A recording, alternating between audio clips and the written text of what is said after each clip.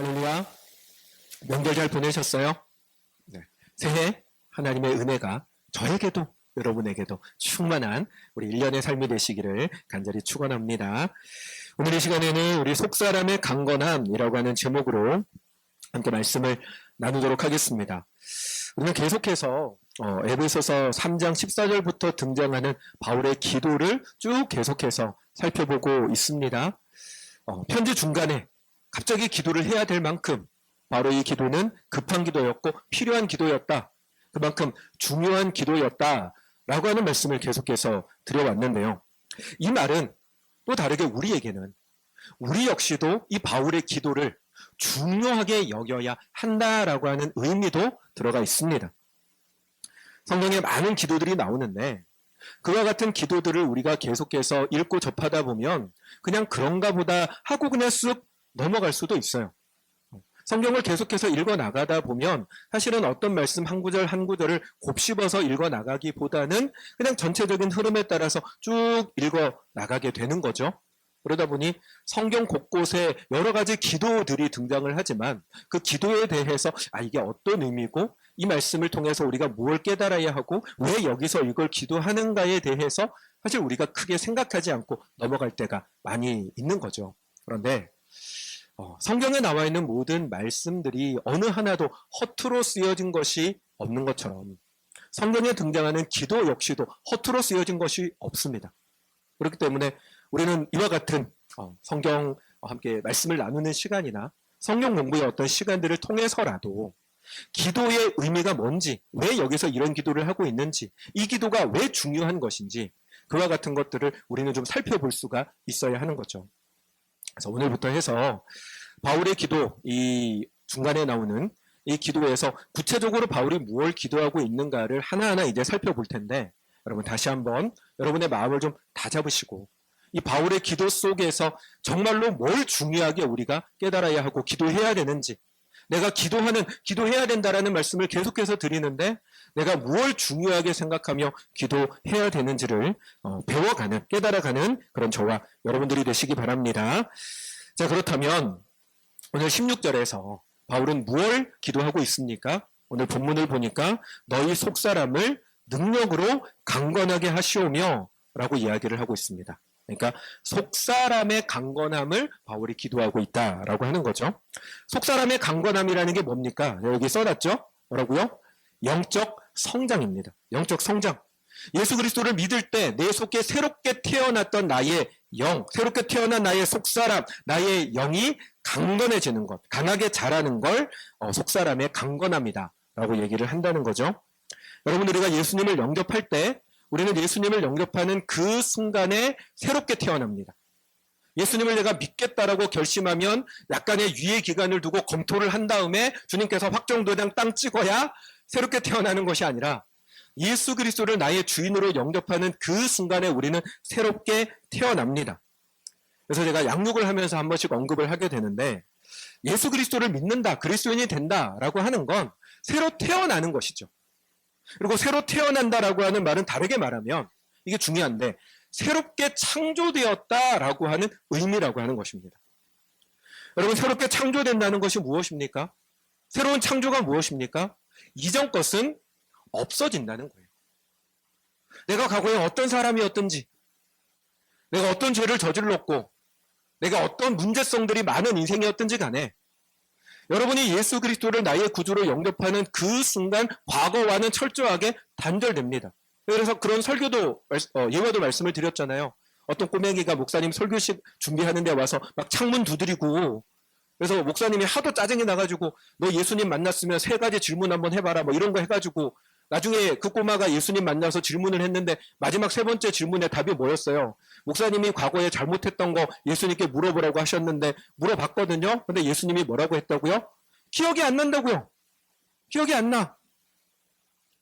그게 새롭게 태어나는 거예요. 새롭게 창조되는 거예요. 과거로부터 철저하게 단절되는 것. 그리고 여러분 그렇게 새롭게 창조되어서 나의 과거로부터 철저하게 단절됐다라고 하는 얘기는 곧 무슨 의미냐면 우리는 그리스도 안에서 새로 태어난 애기다 라고 하는 말인 것입니다. 예수 믿기 전에 우리가 얼마나 대단한 사람이든, 아까 뭐 죄의 허물 이야기를 했지만, 내가 어떤 죄가 있고 어떤 허물이 있든 예수를 믿는 순간 그 모든 과거는 이전 것은 지나갔으니 새 것이 되었다라는 말씀처럼 전혀 다 사라지는 것처럼, 내가 예수를 믿기 전에 얼마나 세상 속에서 대단한 사람이었든지 간에, 내가 얼마나 많은 공부를 했고 얼마나 많은 업적을 쌓았고 지금도 나는 사회 속에 나가면 내 앞에 사람들이 다 머리를 주아리며 대단합니다라고 치켜 세우는 사람이든 간에, 예수를 믿는 그 순간 나는 주님 안에서 새로 태어난 영적 아기입니다. 그리고 아기는요, 어떻게 해야 돼요? 자라야 합니다. 여러분, 아기들이 할 가장 큰 일은 자라는 겁니다. 아기들한테 설거지 시키지 않잖아요. 여기 잠옷실에 우리 또 예쁜 하성이가 오늘은 노란 바지를 입고 이렇게 와서 있는데, 엄마가 하성이 보고 나 오늘 피곤하니까 설거지 좀 네가 해라 이런 거 안 시키잖아요. 아, 내가 오늘 생활비가 부족하니까 나가서 알바라도 해서 돈 벌어와라 이런 거 안 시킨다고요. 그렇다고 공부를 시킵니까? 저 애기한테? 제가 뭘 공부를 하겠습니까? 그냥 장난치고 노는 거죠. 여러분, 애기들에게 있어서 기대하는 건 잘하는 것입니다. 잘 먹고 잘 자고 잘 싸고 무럭무럭 자라서 뼈도 자라고 살도 자라고 몸이 자라는 게 애기들에게 우리가 기대하는 거죠.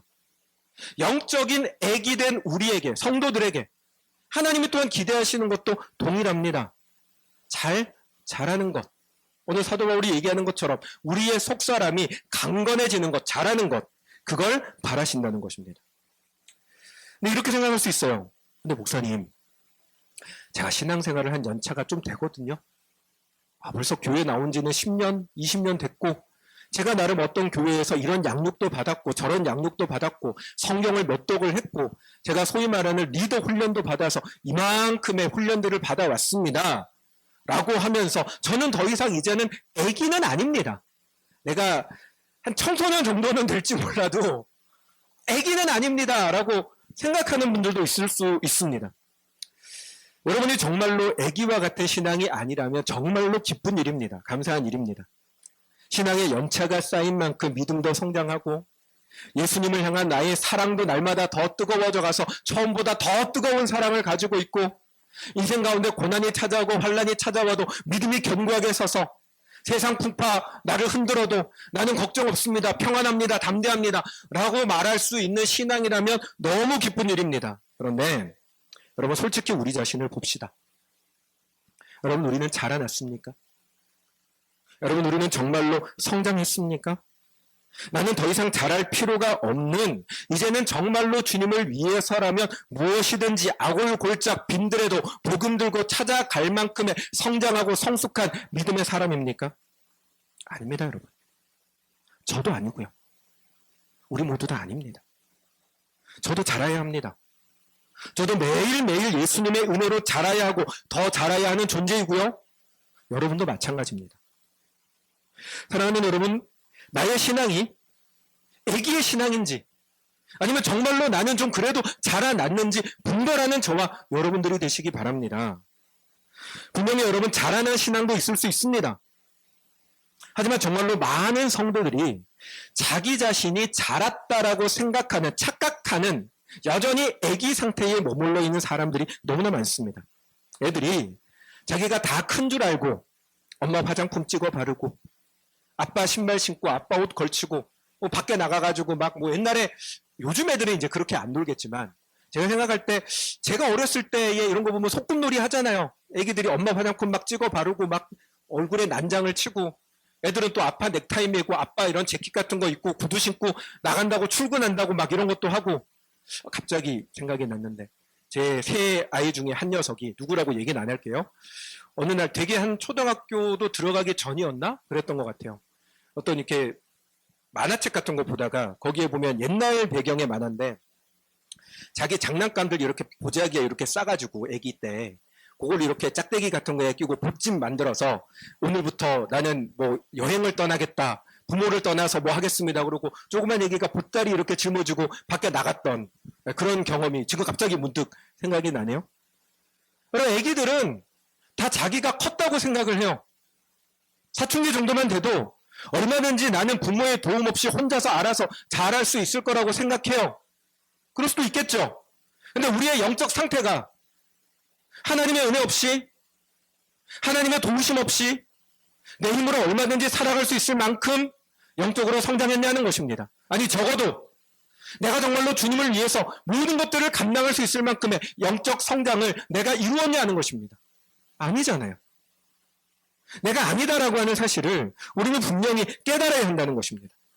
그리고 여러분, 신앙이 정말로 자랐다, 아니다라는 걸 분별하는 기준이 있는데, 그 기준은요, 세상에서 내가 뭘 얼마나 할 수 있느냐가 아닙니다. 교회 안에서 내가 얼마나 많은 일을 할 수 있냐, 대단한 일을 할 수 있는가, 그것이 여러분 내가 자랐다라고 하는 기준이 아니라는 것입니다. 우리가 이 사실을 잘 알아야 하는데, 사람들은 영적 성장이라고 하는 걸 내가 얼마나 업적을 쌓았는가라고 하는 걸로 판단하려고 합니다. 얼마나 많은 일을 할 수 있고 얼마나 중요한 일을 교회에서 담당을 하고 있냐, 교회에서 얼마나 중요하고 대단한 일을 내가 할 수 있느냐, 또는 교회든 교회 밖이든 그런 걸 가지고 영적 성장을 했다 아니다의 평가의 기준으로 삼습니다. 그런데 여러분, 많은 예배 시간마다 모든 예배를 다 참석하면 그러면 영적 성장을 한 사람입니까? 교회 헌금을 많이 하면 장성한 것입니까?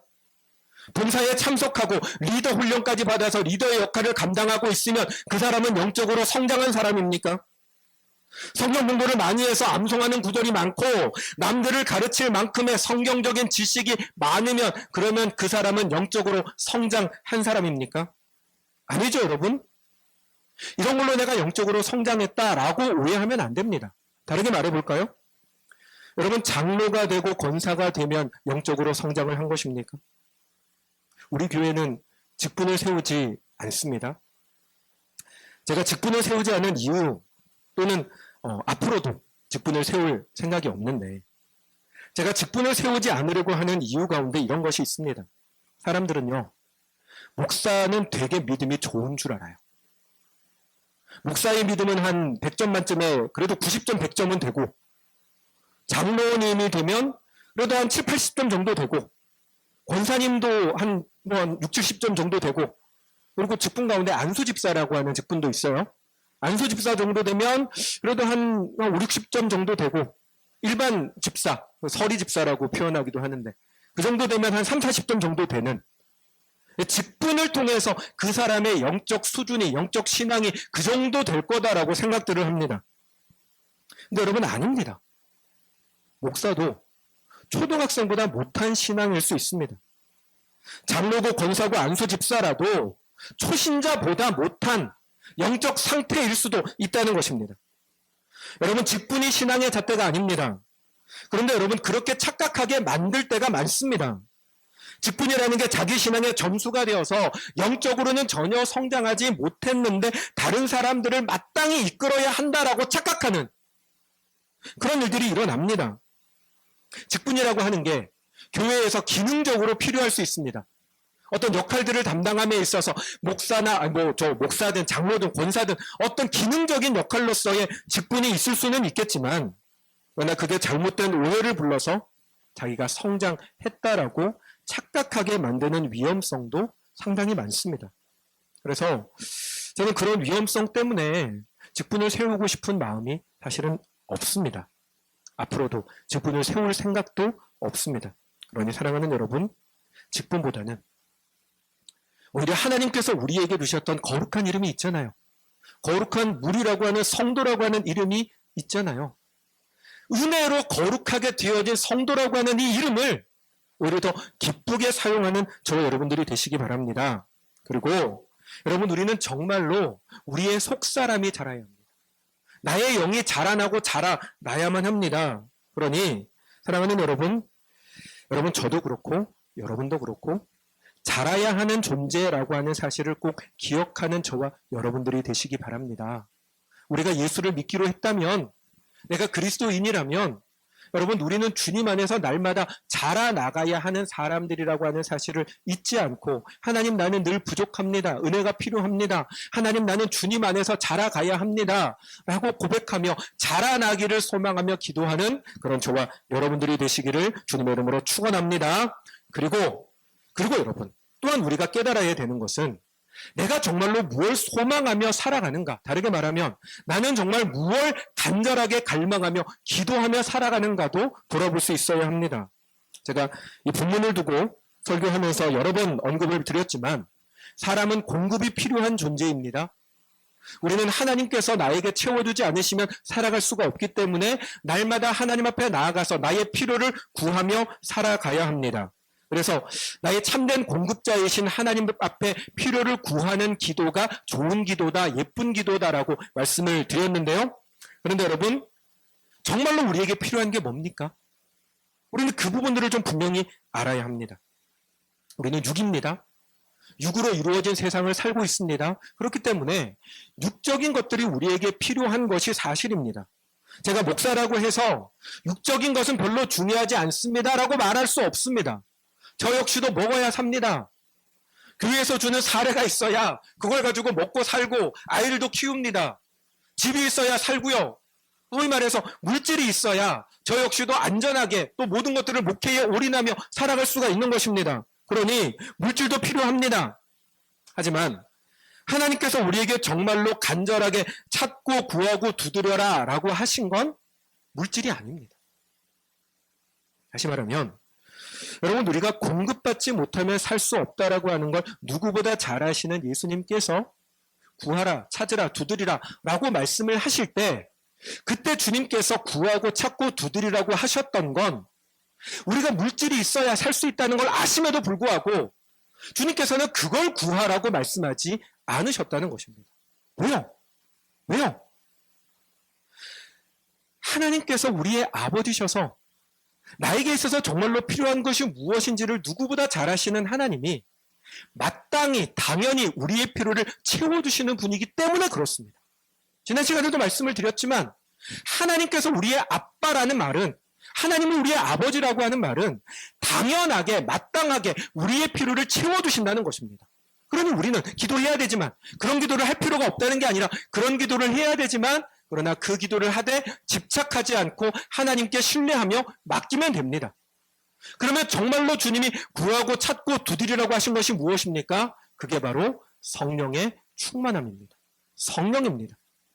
마태복음과 누가복음에 동일하게 그 말씀이 나오는데요. 구하고 찾고 두드리라고 하시면서 주님 뭐라고 하십니까? 너희 중에 누가 자식이 떡을 달라 할 때 돌을 주며 생선을 달라 할 때 뱀을 줄 자가 있겠느냐? 너희 중에 악한 자라도 자식에게 좋은 것으로 줄 줄 알거늘 하물며 하늘에 계신 너희 아버지께서 구하는 자에게, 마태복음에서는 좋은 것을, 누가복음에서는 여기 나올 거예요. 성령을 주시지 않겠느냐? 라고 말씀하십니다. 무슨 말입니까? 우리가 간절하게 구해야 될 게 뭐라고요? 성령을 구해야 된다는 것입니다. 여러분, 성령을 우리가 간절히 구해야 되는 건 우리를 자라게 하는 분이 바로 성령님이시기 때문입니다. 오늘 본문에서도 바울이 이야기를 하잖아요. 그의 영광의 풍성함을 따라, 같이 읽읍시다. 그의 영광의 풍성함을 따라 그의 성령으로 말미암아 너희 속사람을 능력으로 강건하게 하시오며. 아멘. 무엇이요? 성령이 우리의 속사람을 강건하게 하신다는 겁니다. 성령께서 우리의 영을 자라게 하신다는 것입니다. 사랑하는 여러분, 성령의 임재를 구하며 기도하시기 바랍니다. 여러분, 성령께서 나의 마음 가운데 충만하게 임하여 주시기를, 성령이 나를 주장하셔서 내가 나의 의지로, 나의 힘으로, 나의 감정으로, 나의 생각으로, 나의 능력으로 살아가는 것이 아니라 내 안에 오셔서 나를 주장하시는, 나를 지배하시는 성령의 능력으로 살아가게 되기를, 그걸 소망하며 구하고 찾고 두드리는 저와 여러분들이 되시기를 주님의 이름으로 축원합니다. 여러분, 오늘날에는 성령의 충만을 위한 기도가 과거에 비해서 많이 약해졌어요. 제가 초등학교, 중학교 다닐 때를 떠올려 보면 그 시기에는 성령의 충만함을 구하는 기도가 너무너무 넘쳐났었습니다. 교회마다 부흥회를 하거나 성경 사경회를 하거나 수련회를 가면 빠지지 않고 늘 등장하는 기도가 뭐냐면 하나님 성령의 불을 내려주시옵소서, 성령의 충만을 주시옵소서, 그렇게 기도를 했었습니다. 혹시 그 시기에 교회 신앙생활을 하셨던 분들이라면 생각해 보세요. 옛날에 기도하면 나 어디로 간다, 어디 가서 기도했어요? 산에 갔어요. 산 기도하러 간다고 하고, 가서 뭐 하러 간다고 얘기해요? 기도하러 갈 때 나무뿌리 뽑으러 간다고 했어요. 사람의 힘으로 나무뿌리를 못 뽑아요. 그 말은 무슨 말이냐면 주님 나에게 성령을 주실 때까지 나무 붙들고 흔들겠다고, 성령의 충만, 그게 여러분 이걸 아셔야 되는데, 옛날에 우리 신앙의 선배들, 뭐 이미 여러분도 뭐 그럴 수 있겠지만, 옛날에 산 기도하러 올라간다, 산에 가서 기도하러 올라간다, 나무 뿌리 뽑으러 간다라고 할 때에 그들이 간구했던 건, 하나님 내게 지금 간절한 소망이 있는데 이거 안 이루어 주시면 나 죽습니다가 아니었어요. 그게 본질이 아니었어요. 교회에서 가르쳤던 것도 그게 아니었어요. 그때 간절히 구하게 얘기했고 가르쳤고 기도하라고 했던 건 성령 받는 것이었어요. 성령의 충만함이었습니다. 물론 여러분, 이게 성령의 은혜를 경험한다, 성령의 은사를 체험한다 라고 하는 것에 있어서 조금 주의할 필요는 있기는 합니다. 한때는 물론 여러분 이게 성령 충만이라고 하는 걸 여기 썼는데, 너무 신비주의적으로 가져가서 과도한 은사주의로 빠지면 안 됩니다. 무슨 말이냐면, 성령의 은사를 경험해야지만 구원받았다라는 식으로 가져가면 이건 잘못된 것입니다. 그러니까 성경적이지 않아요. 뿐만 아니라 자의적인 해석의 위험성도 있기는 합니다. 이거 다음 거 넘겨주세요. 성령의 역사는 명백합니다. 성령님은 실존하시고 지금도 일하십니다. 그렇기 때문에 성령의 역사하심을 우리가 경험할 수 있어요. 그 경험 자체는 명백한 사실인데, 그런데 그걸 받아들이는 사람의 해석 과정에서 사람의 오류나 죄성 같은 것이 끼어들어서 잘못 받아들이거나 해석할 수가 있게 됩니다. 그러니까 내가 어떤 역사를 경험했는데 그 역사를 받아들이는 나의 채널에 문제가 생겨서, 죄성이든 아니면 나의 잘못된 지식이든 나의 그 순간 올라오는 어떤 욕심 같은 것이 잘못 끼어들어서 성령의 역사를 해석하거나 그걸 가지고 실천하여 뭔가를 행하는 일에 문제가 생길 수도 있더라라고 하는 것입니다. 그와 같은 위험성들이 한국 교회 안에 사실은 많았기 때문에 교회들이 성령을 위한 기도, 성령 충만함, 성령의 은혜와 은사를 경험하는 것에 대해서 어느 순간부터 조금씩 멀어지기는 했지만, 그럼에도 불구하고 여러분, 우리가 분명히 깨달아야 하는 것, 성령의 충만이라고 하는 것, 성령의 은혜를 달라고 기도하는 것, 성령의 불을 받게 해달라고 기도하는 건 성경에 기록된 말씀이라는 겁니다. 예수님이 우리에게 구해라, 찾으라, 두드리라고 한 건 다른 어떤 것이 아니라 성령의 은혜를 구하라고, 성령의 임재를 구하라고 주님이 말씀하셨다는 것입니다. 그러므로 사랑하는 여러분, 성령의 충만을 구하는 저와 여러분들 되시기 바랍니다.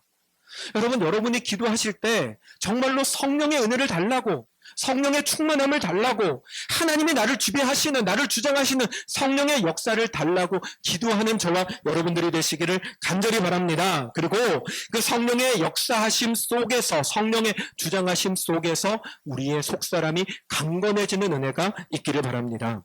여러분, 저는 정말로 저도 그렇고 여러분들도 그렇고 우리의 속사람이 성령의 능력 속에 자라나는 사람들이 되기를 간절히 바랍니다.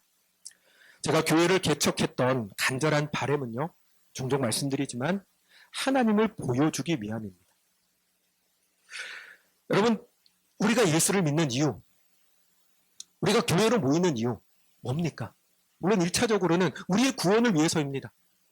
하나님과 단절되어서 살아가던 아빠 하나님인데 하나님을 아빠인 줄도 모르고 세상 속에서 고아와 같이 떠돌아 살아가던 우리의 영혼이 다시금 아빠를 만나서 관계가 회복되어지는 것이 1차적으로 우리가 예수를 믿는 목적입니다. 그런데 그렇게 예수 그리스도를 믿는 우리에게 또한 하나님께서 기대하시고 바라시는 것이 있는데, 그게 바로 하나님을 보여주는 것이라는 겁니다.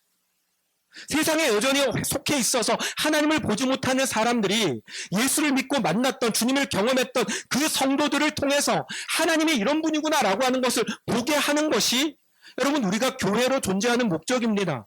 여러분들이 예수를 믿는데 믿는 그 순간 하나님 나라 바로 가지 않고 교회가 저 세상 어디 뭐 속세를 떠나서 산속 깊은 곳이나 바다 같은 곳에 거하지 않고 교회가 세상 가운데 여전히 존재하고 여러분들 세상 속에 들어가서 살아가는 이유는 여러분들을 통해서 하나님이 여러분들을 통해서 세상에 하나님을 보여주기를 원하시기 때문이라는 겁니다. 그런데 어떻게 하나님이 보여집니까? 어떻게 하나님이 보여집니까? 여러분, 건물을 크게 짓고 예배를 화려하게 드리면 하나님이 보여집니까? 교회에 모이는 사람들의 숫자가 1000명, 2000명 늘어나고 10,000명, 몇만 명씩 늘어나서 전 세계적으로 메가처치라고 불려지면, 그러면 세상 사람들이 저 교회를 통해서 하나님을 봅니다 라고 얘기를 합니까? 교회 안에 재정이 많아져서 세상 속에서 뭔가 많은 일들을 하면, 그러면 여러분 세상에 하나님을 봅니까?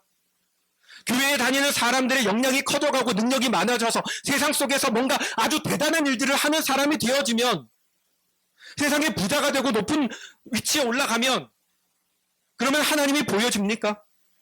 아니잖아요, 여러분. 여러분, 교회의 사명은요, 건물이 하는 것이 아닙니다. 숫자가 하는 것이 아닙니다. 돈으로 하는 것이 아닙니다. 하나님을 보여주는 사명은 주님을 향한 사랑이 마음에 충만하여서 주님께서 나에게 말씀하시는 것이 힘들고 어렵지만 그럼에도 불구하고 주님을 사랑하는 마음으로 기꺼이 내가 져야 할 십자가를 지고 하나님께 순종하는 자리에서 비로소 하나님의 영광이 드러난다는 것입니다. 다시요, 여러분. 여러분들 하나 한 사람 한 사람의 역량이 어떠하든, 여러분에게 무언가를 얼만큼 할 수 있을 만큼의 힘이 있든 없든 간에, 여러분, 그걸로 우리가 하나님을 보여주는 것이 아니라 나의 연약함, 나의 허물, 나의 부족함, 나의 못남 속에서, 그러나 하나님이 나에게 명하시는 것이기에, 하나님의 뜻하시는 것이기에 기꺼이 나 자신을 쳐서 복종시키고 힘들고 어렵지만 내가 져야 할 그 십자가를 기꺼이 지면서 하나님 내게 명하신 그 자리에 순종의 발걸음을 내딛는 그 자리에서 하나님의 역사가 나타나더라는 것입니다. 그러므로 사랑하는 여러분, 저와 여러분의 속사람이 진정으로 자라나는 사람들이 되기를 바랍니다. 왜냐하면 속사람의 자라남이란 결국 하나님께 순종하는 사람이 되는 것이기 때문입니다. 사랑하는 여러분, 저와 여러분의 순종을 통해서 하나님을 보여주는 사람들이 되기를 원합니다. 물론 여러분, 순종하는 것 또한 우리 힘으로 하는 것이 아닙니다. 내가 순종해야지라고 한다고 해서 순종이 어느 날 갑자기 되어지는 것이 아닙니다. 그래서 우리에게 필요한 게 뭡니까? 성령의 충만함입니다. 성령의 은혜입니다. 사도 바울이 술 취하지 말라 이는 방탕한 것이니 뭐라고 합니까? 오직 성령의 충만함을 받으라라고 이야기를 합니다. 왜요? 술에 취해서 술이 지배하는 인생이 되지 말고 성령의 충만함을 받아 성령이 주관하시는 인생이 되라는 것입니다. 우리 역시도 성령이 우리 가운데 임재하셔서 나를 충만하게 채우시고 나를 주장하시면, 그래서 내 속에 있는 생각이, 내 자존심이, 나의 경험이, 나의 역량이 나를 지배하는 것이 아니라 성령이 나를 주장하시는 사람이 되면 우리는 나의 삶을 통해서 하나님께 순종하게 되고, 내가 하나님께 순종하는 그 자리에서 나를 통해 계획하신 하나님의 역사가 놀랍도록 나타나게 될 것입니다. 그리고 그렇게 하나님의 역사를 보여주는 그 자리에서 세상은 우리를 통해 하나님을 보게 될 줄로 믿습니다. 그러므로 사랑하는 여러분, 성령의 충만함을 사모하시고 성령의 주장하심 속에서 나의 영이 점점 더 자라나서 하나님이 나에게 무엇을 명하시든 기꺼이 주님께 순종하며 살아가는 사람이 다 되어서 저와 여러분들을 통해서, 우리 교회를 통해서 세상이 하나님 정말로 살아계시구나, 하나님 정말로 사랑이시구나, 하나님 정말로 약한 데서 온전케 하시는 하나님이시구나, 하나님께서는 죄인도 망할 인생도 고쳐서 새롭게 하시는 분이시구나, 그 하나님 나의 하나님이시구나, 그걸 경험하게 하는 그런 일에 쓰임받는 저와 여러분, 우리 순종하는 교회 다 될 수 있기를 주님의 이름으로 축원합니다. 아멘. 그래서 망하는 마음으로 함께 찬양하도록 하겠습니다.